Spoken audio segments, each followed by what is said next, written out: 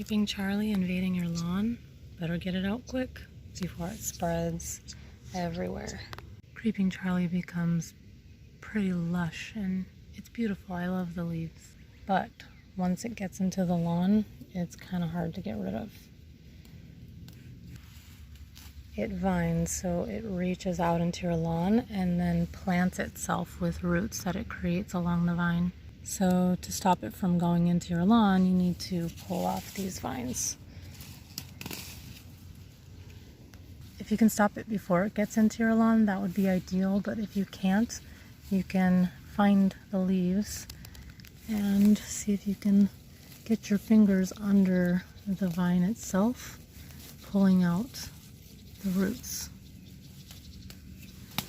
If you break the vine without pulling the whole thing out, you'll have a new plant for every spot that leaves are coming out. These are each separate plants.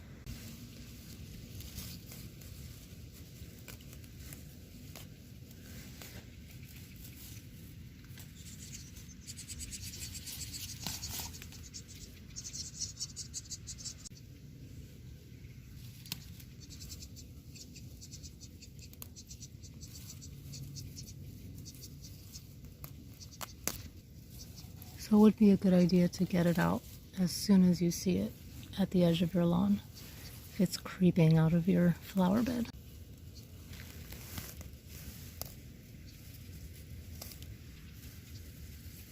I just kind of put my fingers underneath like this and see what I can pull up.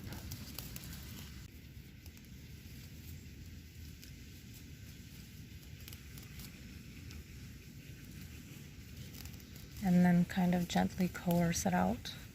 If it breaks, try to find what broke and keep on going down along the vine.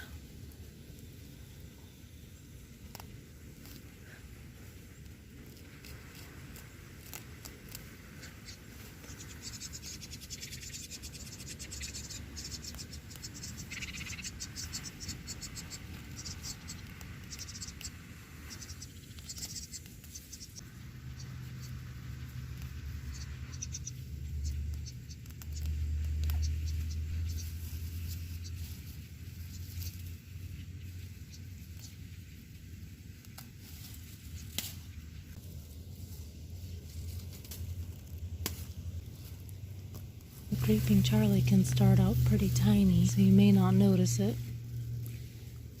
but it does get pretty big. You pull all the Creeping Charlie up and you change your mind next year about pulling it up, don't worry, it'll probably be back. But the sooner in the year you get to it, the better.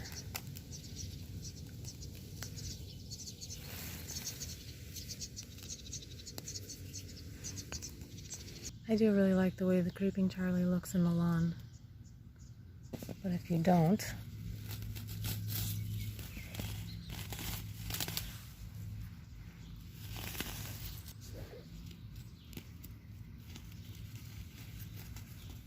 it's coming out from here, this way.